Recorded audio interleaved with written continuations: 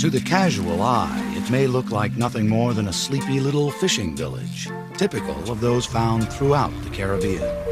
But Port Royal is different. Beneath its waters lies a unique time capsule, a sunken city more than 300 years old. Port Royal is the most important underwater archaeological site in the Western Hemisphere. There's more history and archaeology down there than 50 or 100 shipwrecks all combined. The history of Port Royal's sunken city, its legendary rise, its catastrophic fall, and promising rebirth, begins in the middle of the 17th century, when European nations fought over possession of land in the New World. It's hard to underestimate the importance of the Caribbean in that period. The Caribbean was the Wild West for Europe. It was the frontier. And the pirates and the privateers, the buccaneers, they were the vanguard of the expansionist countries and responsible for achieving nationalist aims and also for a lot of the immigration. If the Caribbean was Europe's Wild West, then Port Royal was its Dodge City, a boom town full of pirates, prostitutes, and purveyors, and where silver and gold were as plentiful as rum. Its rapid growth began just after England seized Jamaica from Spain. Spain was wealthy but weak, and England and the other European powers wanted their share of the New World riches. And Jamaica was in a wonderful location, and Port Royal an even better one, on the south side of the island, with a wonderful sweeping quay that formed a natural harbor that could easily hold 500 ships. Nearly everyone, it seems, in Port Royal was a pirate at one time or another. Protecting the island in exchange for plunder was too good an offer to refuse. Being a pirate was a very opportunistic way of making a living. People would do it off and on, and so it wasn't that you was a pirate exclusively. You might be working in a tavern in Port Royal, and then one of the merchants is fronting the money for an individual, and they're going to go off on a raiding one of the coastal Spanish towns, and so you would go with them. But then when you came back, well, you would just go back to your normal job. So it was an occupation that people crisscrossed back and forth out all the time. Commodore Christopher Mings, a British naval officer and a privateer, brought in Port Royal's first Great Haul. More than 20 chests filled with silver coins and gems worth £500,000. His tactics earned him the nickname El Diablo, the devil from the Spaniards. These hand grenades help explain why. Mings and his successors used them as part of their arsenal to terrorize Spanish vessels carrying trade goods from Europe and the Orient. The iron balls filled with gunpowder were lit with a fuse, then tossed onto the deck of a galleon. The explosion caused death and injuries. Or treasury of the West Indies is always like a continual mart or fair, where all sorts of choice merchandises are daily imported.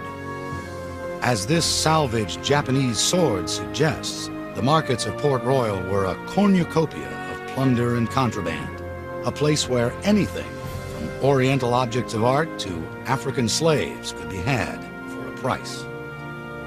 Any of the material that was coming in through piracy into Port Royal within 2 or 3 days was now in the hands of the merchants.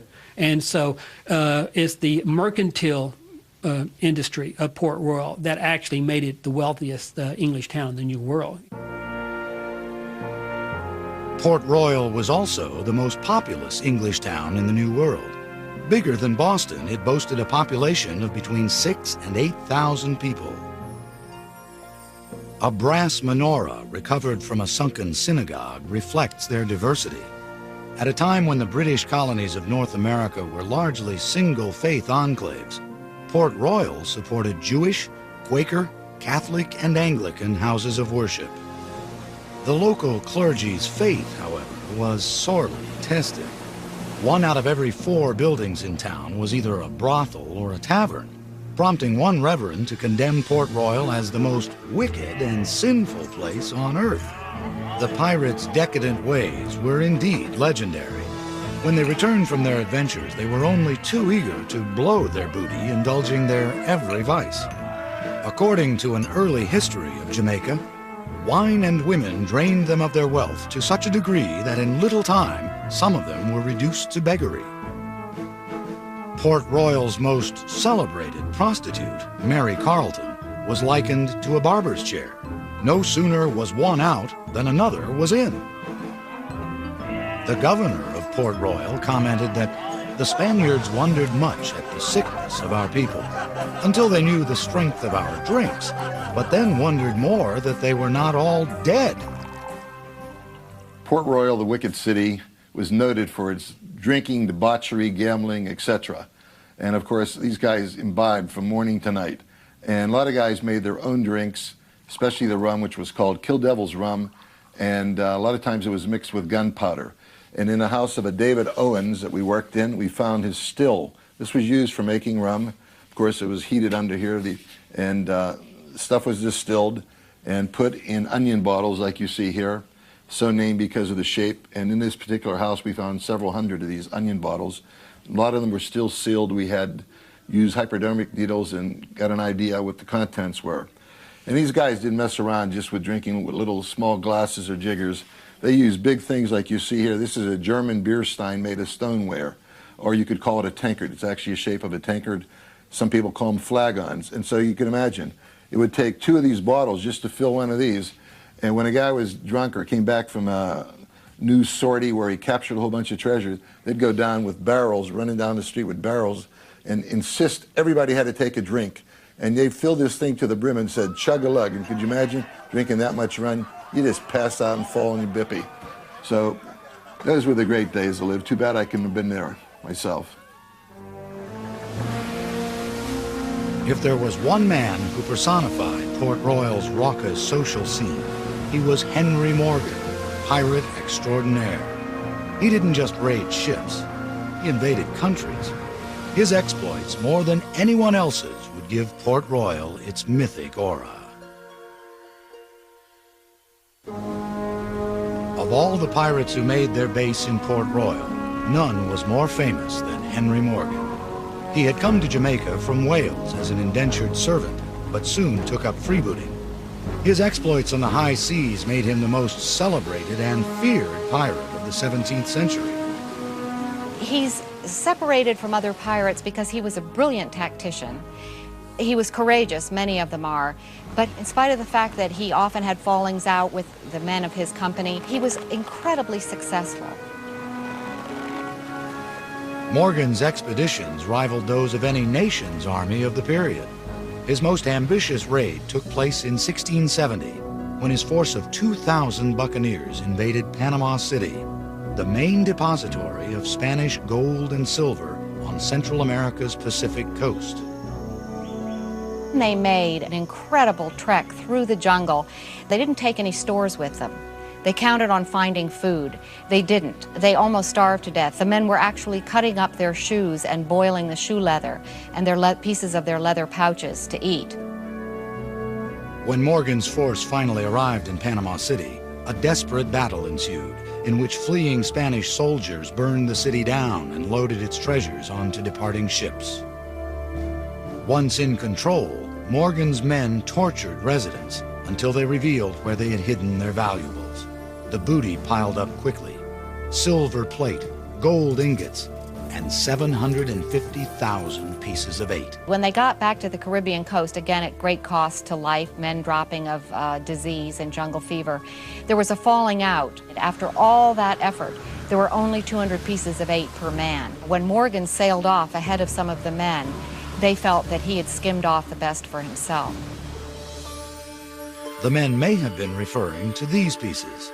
Rarely put on public view, they are known as Morgan's silver, believed to be the only known plunder remaining from the raid on Panama City. Upon his return to Port Royal, Morgan was hailed as a conquering hero, but King Charles was not pleased. England was now at peace with Spain. The Spanish king threatened to declare war if those who destroyed Panama City went unpunished. In response, King Charles imprisoned the colonial governor who approved Morgan's venture. But a different fate awaited the popular pirate. The British Crown really needed to get rid of the pirates at this point because they were developing their own commercial, viable colonies, and the pirates were becoming an embarrassment. And so what a better way to catch pirates than to set a pirate to do it? The king knighted Morgan and appointed him lieutenant governor of Jamaica. By day, he sat in judgment of his fellow buccaneers, but at night, he secretly arranged for them to continue their trade for a price. But it was Sir Henry who ultimately paid it. It must have been extremely difficult for Morgan to have been the buccaneer par excellence and then have to sit in judgment on petty pirates and buccaneers. And he sank into debauchery and drunkenness and was a kind of a shambling old mess at the end. But this is the story of piracy, and it's certainly the story of Port Royal, which was brash and bright for a while and then was extinguished. Morgan died a bitter, broken alcoholic in 1688. A short poem mourned the passage of the man and his times. You was a flyer, Morgan. You was the lad to crowd when you was in your flagship. But now you're in your shroud. Morgan's era was over, but Port Royal continued to thrive into the early 1690s as a pirate haven. Sometimes there were as many as 150 buccaneer pirate ships right in here, and of all different nationalities. I mean, we're talking about people who were plundering in the Red Sea, plundering off of Madagascar, all around the world. They all came here. But the boom could have gone bust at any moment, not from sudden political changes, but rather from geological shifts. Port Royal was precariously situated on a thin spit of land at the tip of the Palisados Peninsula. It's unconsolidated sand with the water table of 1 foot to 2 feet beneath it. And so they build this town up on it, and you can't dig foundations for the houses because you hit the water table too quickly. As a result, Port Royal has always been vulnerable to natural disasters. Just how much can be seen in this structure, the Giddy House. It tipped over in an earthquake in 1907 and got its name from the sense of disorientation it induces in those who enter. It's nothing, however, compared to what Port Royal experienced back in June 1692. The denizens of Port Royal were no strangers to catastrophe. They were frequently beset by hurricanes. They'd had an earthquake 4 years earlier, a minor one. But the morning of June 7th was frightening to those few people who were up really early and saw that the sea was strangely glassy. As the morning wore on, it was terribly sultry. The air was very heavy. And the sky turned a brassy color shortly before noon. There was an absolutely apocalyptic event. In many places, recounted a survivor, the earth cracked, opened, and shut with a motion quick and fast, and of these openings 200 or 300 might be seen at a time. In some of these, people were swallowed up. In others, they were caught in the middle and pressed to death. And in others, the heads only appeared, in which condition the dogs came and ate them. Here you have 2,000 buildings, and all but about 160 slid into the sea in a matter of seconds because there were also 3 tidal waves, and almost all the shipping in the harbor got all freaked up and thrown on top of the buildings, and it's really scary. It's like some of these Hollywood movies, but this actually happened to these people.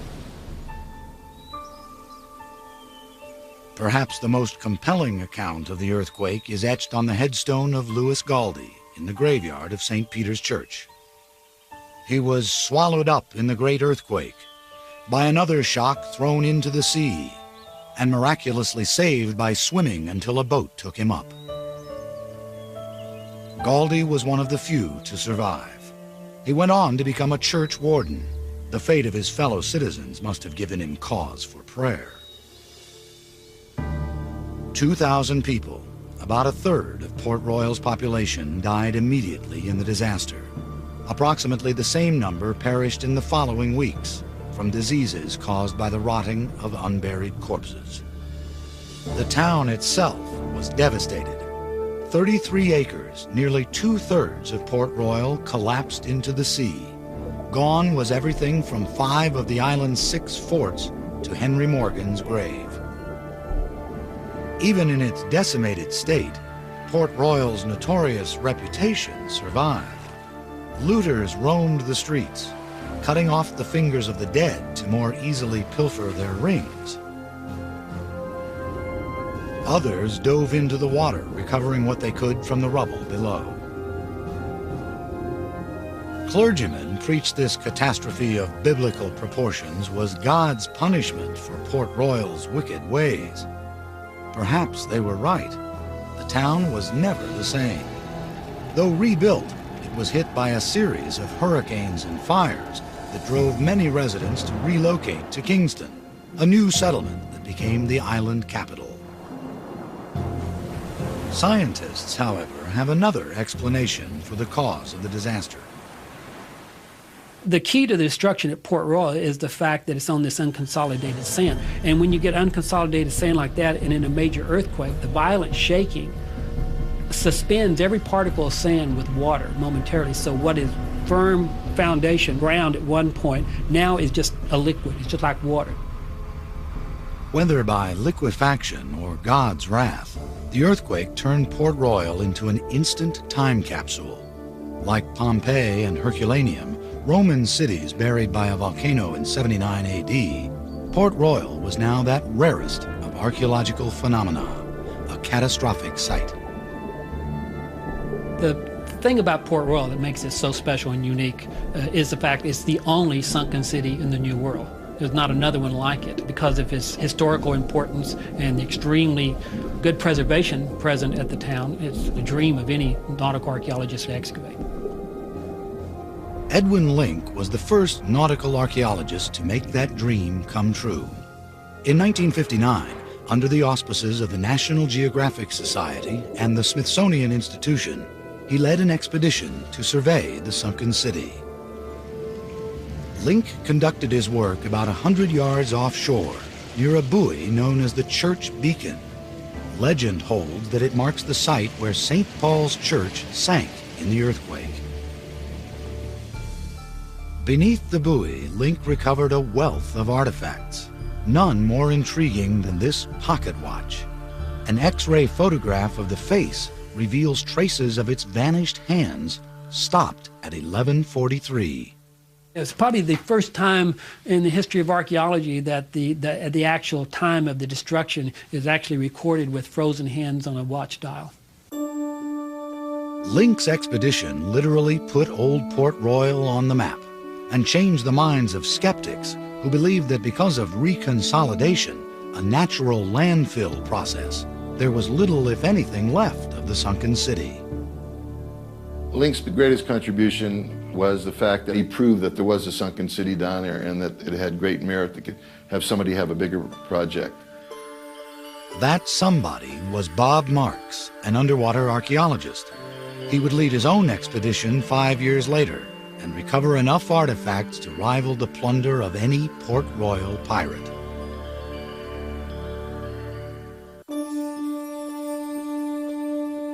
Edwin Link's 1959 expedition to Port Royal and his recovery of the pocket watch indicating the time of the earthquake intrigued many with the probability of more treasures to be found below. Perhaps no one was more curious than Bob Marks, an underwater archaeologist imbued with the lore of the sunken city. When I was 5 years old, I read a book about a guy who claimed that he walked the streets of Port Royal. The cathedral bell was chiming, skeletons were in the taverns with flagons in their hands, drinking the booze. And I read that over and over and over, and I kept saying, one of these days, I'm going to go there and do that.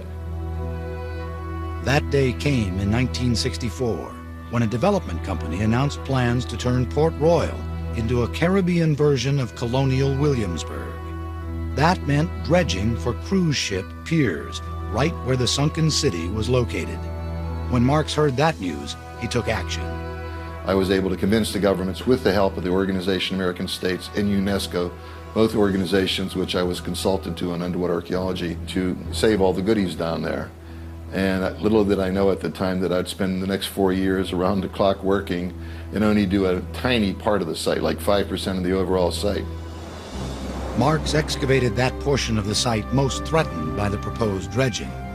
Working in depths as low as 25 feet, he used an airlift, a long vacuum-like tube, to pump the silt onto a barge, where small artifacts collected on a screen. Marks didn't know what he would find, but he had a dream. From the very, very beginning, when I first started the excavation here at Port Royal in 1964, I dreamt about, let's find Henry Morgan's grave, because we knew he was buried at Port Royal, or at least his tombstone. Marx's quest wasn't easy. Sewage from Kingston severely limited underwater visibility. Sharks lurked nearby. Cave-ins and earthquakes threatened. You're working in a cesspool, but the information that you're getting, you can't get anyplace else. So we put up with it day in, day out. And every morning, you know, I'd wake up so excited to say, okay, what am I going to find today? Apparently, a lot. Marx may not have found Morgan's grave, but he and his divers seem to have salvaged everything else. They recovered thus far the largest haul of artifacts from the sunken city, in the millions by Marx's own estimate, all of which fit his definition of treasure. Treasure is anything of importance to mankind that comes out of the sea or from a land site. So treasure doesn't have to be gold and silver. It's something that's interesting for people, and it's something that adds to the knowledge of the past. That's what treasure is. Some of Marx's most interesting treasures are the oldest ever found in Jamaica. Soon after I started the excavation, I realized that others had lived there before the pirates settled in Port Royal in 1655, because I began finding Arawak artifacts. Arawaks were the first settlers on the island. They were there at least 1000 AD, and they were all over the Caribbean in different islands. And some of the first artifacts we found were these religious figurines that you see here, made out of stone, probably of Indian gods. And we found several of those also in wood, in very good condition. And the next thing we started to find was a number of ceramic vases and pots like you see here. This particular one here is really great because it's in the shape of an Arawak canoe that was used mainly for fishing and transportation between the islands. And these adzes or axe heads are interesting because these two here are made out of jadeite, and the nearest source of jadeite is Guatemala, which shows that they had trade, you know, all the way to Central America. The two biggest are weapons used to fight, and the smaller one is used as kind of a axe for chopping wood or digging out a canoe or something like that. So it really was great to find all these Indian artifacts on the site. Most of Marx's finds are fittingly stored in a landmark building, Port Royal's Old Naval Hospital, built in 1819 and owned by the Jamaica National Heritage Trust. As the main repository for Marx's artifacts, the hospital has become a latter-day version of the city that sank just beyond its seawall. The grounds are littered with artillery Marx brought up from various shipwrecks, including mortar balls from what is believed to be the Ranger, a vessel that once belonged to pirate Black Bart Roberts, and cannon from what may be the HMS Swan, a British naval vessel that was thrown onto a building by one of the 3 tidal waves that followed the 1692 earthquake. Even the outhouses claim a connection to Port Royal's storied past. The bricks are recycled from the hundreds of thousands Marx reclaimed from the sunken city. Inside the hospital where naval officers once awaited treatment, artifacts await further study. A small selection reveals how life was lived in the pirate town at the time of the Great Quake. This was originally thought to be a cooking baster, but analysis of its contents at the British Museum revealed that it's really a urethra syringe. With it, a mixture of lime and molasses was injected into a man's penis to treat venereal disease. These lead pieces were used as weights in the fish and meat markets. Their markings, however, indicate an amount more than they actually weigh. Whoever patronized the salesman who used them got cheated. And a crushed pewter chamber pot permanently bears the impact of the earthquake's brutal force. But it's in the Institute of Jamaica, in Kingston, that one finds perhaps Marx's most valuable object. Every diver dreams of finding a treasure chest. And here I actually found the wooden chest, and inside were 3,000 of the most perfect silver coins, because the same anaerobic conditions that protects all the organic material also protected the silver, and they were the most perfect coins I ever found. This piece of 8, plundered by pirates from a Spanish galleon, is one of the few left from Marx's excavation. It's kept in a vault because most of the other coins have since disappeared and are presumed stolen. grim proof of their irresistible allure. It also provided the irrefutable proof the Jamaican government required to halt the planned dredging of the harbor. Because of Marx's work, the sunken city would not be disturbed, but rather discovered anew by future underwater explorers.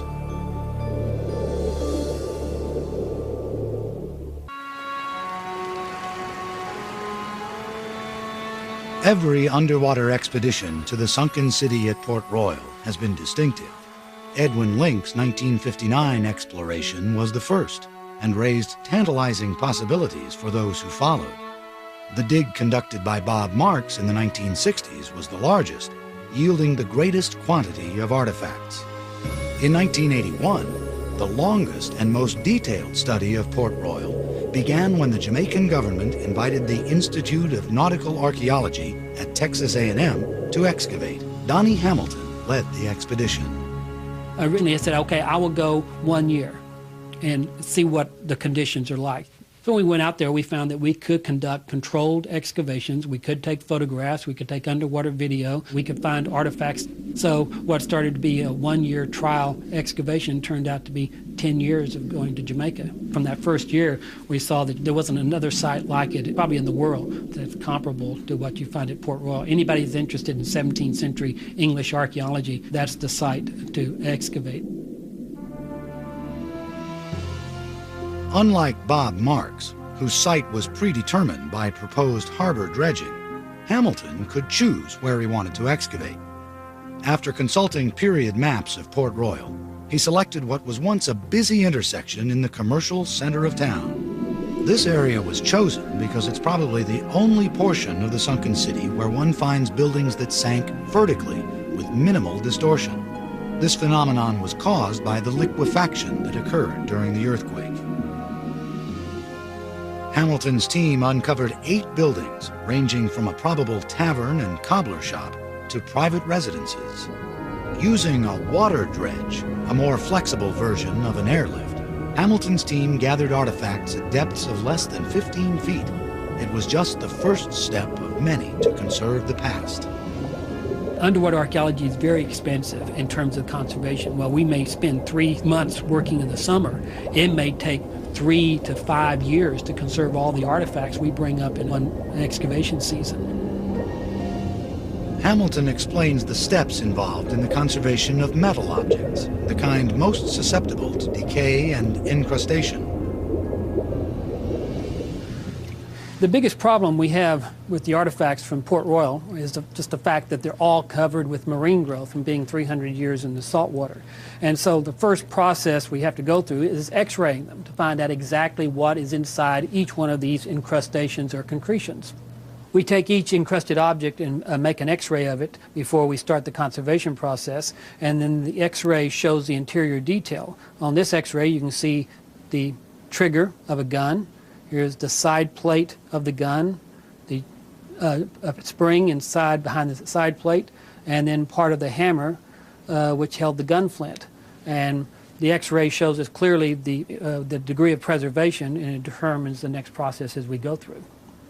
As soon as we evaluate the x-ray and determine what's inside, then we just start mechanically cleaning the incrustation off the object.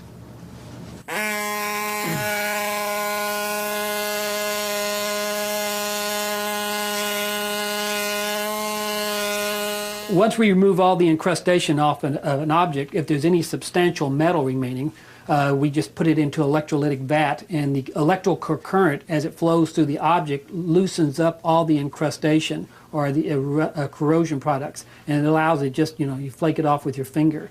And this, in the process, it stabilizes the metal. Then after we go through electrolysis, we just go through a rinsing process to remove all the residue of this chemical, and then we seal the object off in a vat of microcrystalline wax, which then stabilizes it, and we're allowed to put it on display then. This cross-section of artifacts collected by Hamilton and his underwater archaeologists illustrates the vibrant and varied life that flourished in Port Royal during the latter half of the 17th century. Onion-shaped liquor bottles and a clay pipe recall the laissez-faire attitude of the social scene. A cannonball and shot gauge confirm the strategic importance of the harbor. A porcelain Chinese foo dog offers exotic evidence of Port Royal's status as an international trading post. And a gold wedding ring, buckles, and a pearl earring hint at Port Royal's wealth. Ironically, they do not fit Hamilton's definition of treasure. I'm an archaeologist, so I define treasure in terms of data. Data is a treasure because data is interpretable. You can do something with it. Gold to me is immaterial, but does it have marks on it that I can identify to a maker or to a time period? It directs our research, tells us where to go to find the historic documents or the records that fill in the gaps. And so that's what's a treasure to me. To Hamilton, these seemingly ordinary pewter plates are treasure because they bear the mark of its maker, a pineapple with the initials SB. Searching for who SB was turns an archaeologist into a detective and demonstrates the invaluable role documents play in reconstructing the past.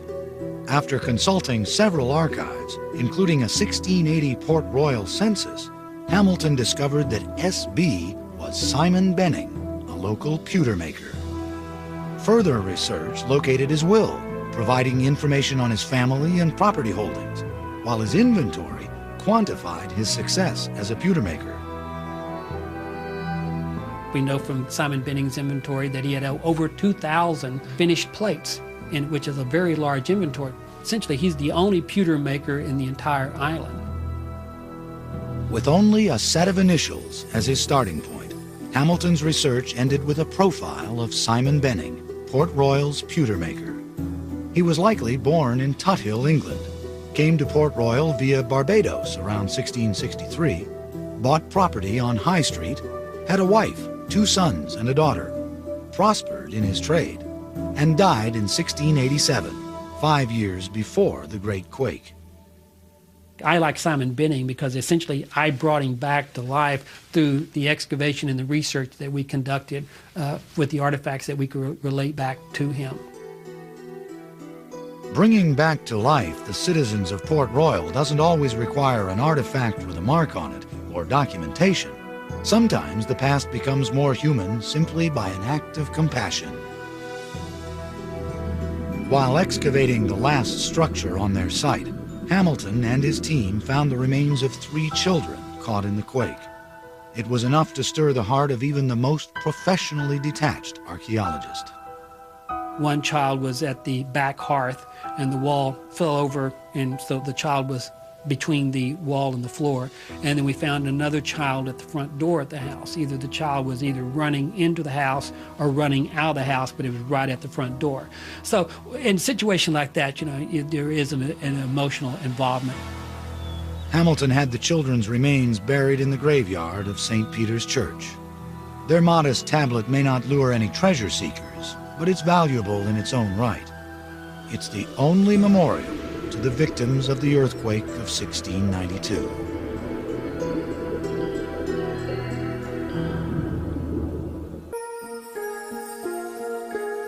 In spite of the impressive recoveries made by the Link, Marks, and Hamilton expeditions, much of Port Royal has yet to be explored. Of the 33 acres that originally sank, 20 have been lost to reconsolidation, nature's own landfill process. Of the remaining 13 sunken acres, only 3.5 have been excavated. Only a very small area of Port Royal has been excavated because it is such a time-consuming thing to work underwater, and because you're working in 10-centimeter levels as you dig, it takes a long time to excavate a single area. Marianne Franklin, a PhD candidate at the Institute of Nautical Archaeology, is planning the next excavation at Port Royal. Her site is the shipwreck of what is believed to be the Ranger, a vessel with a curious history. Of French origin, it was seized off the west coast of Africa by Bartholomew Roberts, also known as Black Bart, one of history's most infamous pirates. He was interesting because, unlike most pirates, he was a teetotaler, and he made his men sign articles. Every pirate had to sign articles agreeing to the rules of the ship, and his included no swearing and no drinking, and lights out by 8 o'clock. On the high seas, however, Black Bart was a terror, raiding and plundering at will during the early 18th century. The British Navy finally brought him down after a long pursuit and a short battle off the Guinea coast. Following Robert's bloody death, the Ranger returned to Port Royal, where it sank in a hurricane in 1722. Bob Marks located a shipwreck during his excavations in the 1960s that loosely fit the description of the vessel. Franklin intends to determine definitively if it is the Ranger. She doesn't expect to find pirate plunder on board during this exploratory dive. Anything of monetary value has long since been salvaged, but Franklin does hope to find her own version of treasure. Treasure for an archaeologist is not material goods, things you can hold or sell for monetary value. What's neat is that you can go down, look at the archaeological record, put it with the historical record, and get a better understanding of a different time in the past. Then make sure that the information you find gets to the public so that kids can understand, because if you just keep what you find to yourself, you're no better than the pirates. The interesting thing about finding the Ranger and doing this excavation now is, as we speak, they're excavating Blackbeard's vessel, Queen Anne's Revenge, off the coast of Carolina. These two vessels were both used by the pirates at the end of the Golden Age of piracy in 1721. So archaeologically, we'll have something to compare it to from the same era, another vessel. And these are the only two ships that have been excavated by archaeologists using controlled techniques. But Bob Marks proves, however, that one need not utilize the controlled techniques of an archaeologist to recover a wealth of artifacts in the waters off Port Royal. He shows just how easy it is during his first return to the sunken city in over 30 years. I went out there in 40 minutes just using snorkel equipment because no scuba equipment was available, and hand fanning with my little hand. I went and found all these little goodies you see here, and it gives you an idea of the diversity of different stuff there.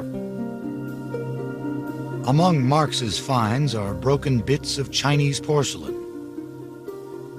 musket balls, a child's marble, broken pipe stems. These two, when put together, reveal where the pipe was made, Glasgow, Scotland. And a nondescript chip is actually a coin, a Spanish piece of 2. When one looks carefully, the coat of arms of the Spanish king becomes partially visible. So this was all in 40 minutes. I didn't really expect to find anything. And of course I was excited as the first day that I ever been on a site. Port Royal has the greatest potential in the Western Hemisphere for the field of underwater archaeology and maritime history.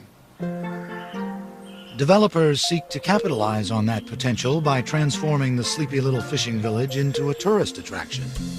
Ironically, Bob Marks's excavations in the 60s halted a similar plan when proposed dredging for cruise ship piers threatened the very existence of the sunken city. But this time, according to the new plan's chief proponent, it will be different. Things have changed significantly, and we're putting in the cruise ship pier in an area where we do not need to dredge. And this is an area far enough away from the sunken city that there will be minimal, if any, impact on the sunken city of Port Royal. The whole way that development is done has changed. The redevelopment plan will take between 5 and 10 years to complete, at a cost of more than $50 million. It features the restoration of historical landmarks and the construction of shops, taverns, and restaurants, staffed by local residents in period costumes. The most ambitious part of the plan calls for the installation of an underwater museum, believed to be the first of its kind, from which tourists can look out onto historically accurate diorama scenes of life in the sunken city. The entire redevelopment project is intended to give Port Royal a major facelift without destroying its fragile natural beauty and cultural significance. We will be cognizant of two major issues. Number one, the environmental impact, and we're doing environmental impact assessment studies as we speak. Secondly, we're going to be doing an archaeological impact assessment study, which is going to look at all the archaeology of the area to ensure minimal impact. So we are very cognizant, and if we need to change the plans, we will, in order to ensure that there's minimal impact. When completed, it's expected that the redeveloped Port Royal will be as prosperous as it was in its heyday, attracting people from all over the world and taking in enough gold and silver to rival Henry Morgan's fortune. We've run our numbers on the economic impact. You're talking about 25,000 people visiting Port Royal on a weekly basis, each spending in the range of $100 US. When you multiply that by 50 odd weeks, you're talking about significant amounts of money, about 125 million US per year, coming into the economy in Port Royal and Kingston, but Jamaica generally. Despite its notorious past, the future of Port Royal holds great promise, and that's a treasure sure to enrich everyone. We believe that Port Royal is an absolute treasure because it can be transformed into something which serves a very positive and useful purpose in terms of education, in terms of understanding of our history, in terms of understanding how people related to each other in a peaceful and vibrant way.